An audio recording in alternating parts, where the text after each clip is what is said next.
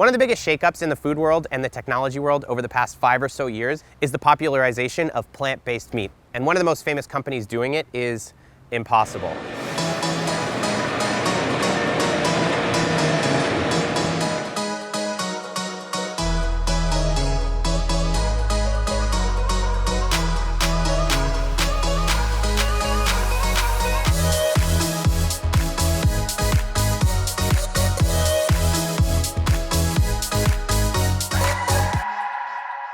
Today, we are trying to find out how Impossible went from a novelty thing at some restaurants that you'd hear about occasionally to something that is available in grocery stores across America and probably soon across the world. It seems like 2019 was the year that plant-based food finally took off, whether it was health fanatics, climate activists, vegans, or just people being more open to the idea of it. It's hard to go to a restaurant these days without either seeing plant-based meat or hearing someone talk about it. And what's funny is the movement came in the shape of something that everyone is already used to, a burger.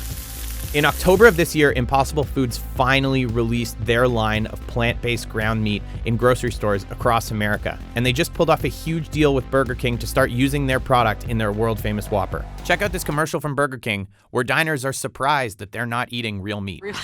This is a f***ing cow. No f***ing cow. Tastes like a Whopper. While the burger represents one of the purest forms of Americana, it comes with its complications.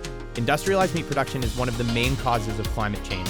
So if you could just replace it with something just as delicious, yet more sustainable, the world might have no choice but to embrace it. They are good, aren't they?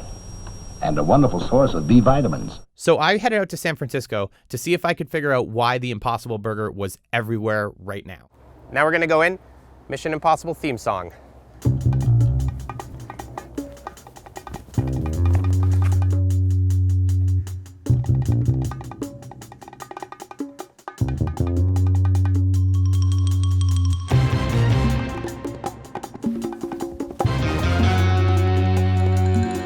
So behind me is Impossible Foods' laboratory and their test kitchen. I'm going to go in and find out how the burger is made. Cool. And then I go in.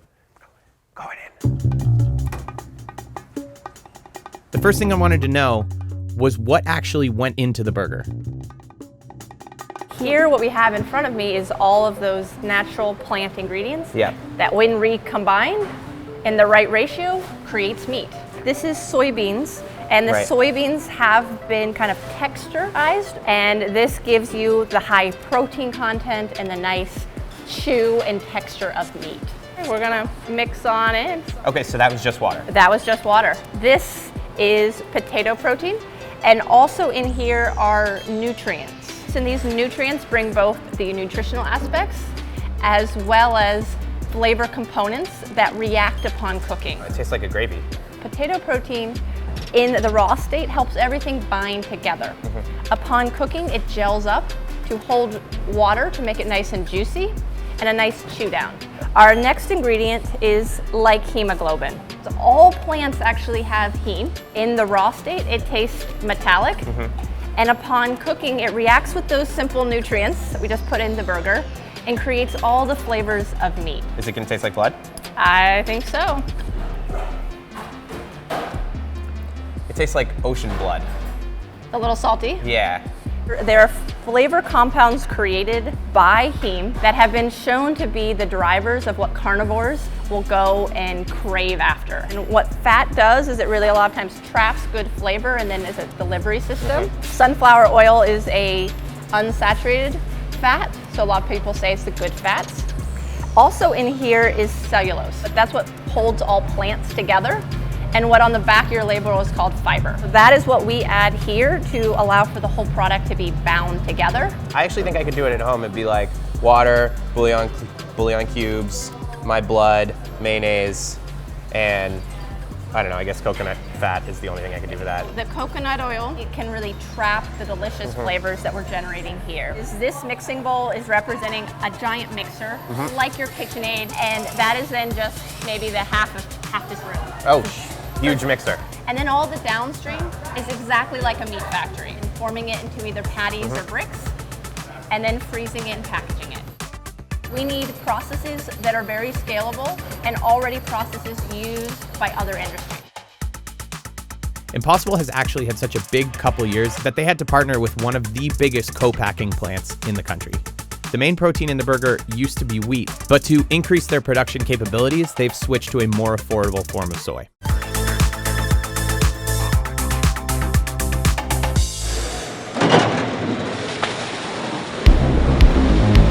You always hear people refer to Impossible as the burger that bleeds. But what people are actually talking about isn't blood, but heme, which is by all accounts the most important part of the Impossible Burger.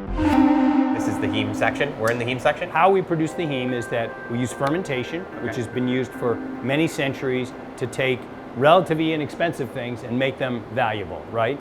Wine, beer, cheese. We want to be able to have strains of yeast that grow really well, grow densely, and that each of them produce as much heme as possible. And what's cool about this is that the better it grows and is working, the more redder it gets. We also do it like a horse race. We try to make many different strains, and we have them compete in these sorts of experiments, and then see how well they do and see what the properties we get from them. Okay, so this is similar to the flasks out there, but we can take the winners from those earlier experiments and do more detailed experiments with them to control the fermentation conditions. So you can see how dark red that is, okay? That is where we've grown up a lot of the yeast. The yeast is turning on and making a bunch of the heme. So the point of this room is just to be more efficient while making heme? Yes, yeah. Okay. Is this burger healthier for you than a hamburger? I'm a physician by training. Pat Brown started the company as a physician. We are absolutely focused on health and safety of our product. Our product is dramatically better for the health of the planet. But when you look at all of the antibiotic-resistant bacteria that are out there, which are always coming really from herd animals, it's much healthier for all of us. It has to be delicious, so people choose it. But if they're going to choose that, it's got to be at least as healthy or healthier than what it's replacing. That's okay. Impossible wants to make a healthy product, but their first priority is deliciousness. I was blown away by the complicated process it took to put this burger together. All this factory wandering had gotten me really hungry. It was finally time to eat a burger. Oh, there you go. Nice and juicy. Burger cheers? Yeah. All right. Feel all that juice? Yeah, I mean, it really just works. It does the trick. Yeah, right? You bite in, squeeze the juices out in your mouth a little bit. And the thing is, though, not many people would be able to eat it in as magical a setting. All that was left was to meet the man who created all of this, Pat Brown. Why the Impossible Burger? From a consumer standpoint, it may just be because it's delicious. But the reason that we created it is because we wanted to address the greatest environmental threat that humans have ever faced, which is the catastrophic impact of the use of animals as a food technology on the global environment, on climate change, on water resources, and land use and biodiversity. Cows are the most destructive species and the most invasive species on Earth, except for possibly humans. The total mass of cows on Earth is 10 times greater than the total mass of every mammal, bird, reptile, and amphibian combined. You need massive amounts of cows to meet the global demand for beef. But wouldn't this be the most significant disruption in at least modern history in terms of all those people that work in dairy and work in beef? Industry after industry gets disrupted and effectively replaced by better technology. That's been true throughout history. But people recover. But yes, it will be the most disruptive change in the global economy, I would say, probably for centuries. I have absolutely no ill will toward the people who are in that industry, but I do have every intention of making that industry history, so we'll see how it goes. We treated this as the most important scientific problem in the world and did the necessary work to actually figure out how to make a plant-based product that delivers what meat lovers want. Meat lovers, they love their meat. They love it because it's delicious. They love the protein and iron, the familiarity and convenience and affordability and stuff like that. No meat lover loves the fact that it comes from the cadaver of an animal. So we've solved a problem for those meat lovers, actually. The villain of the Avengers in the final 2 movies is a guy named Thanos. And he is working on developing the power to snap his finger Oh, man. and wipe out half the population. If you had his gauntlet, would you do it for cows? I love cows. You do? But I don't love having billions of cows covering the entire planet. That's actually an interesting moral dilemma. I guess I probably would, because those cows are not going to end well anyway. And if we could eliminate that destructive impact from our planet, it would be a huge net good. Although industrial agriculture, and specifically soy production, is not great for the planet, it's significantly better than what industrial meat is doing. Whatever Pat's philosophies are, at the end of the day, all he really wants to do is make a superior product, because he believes the open market is the best way that he can make a change.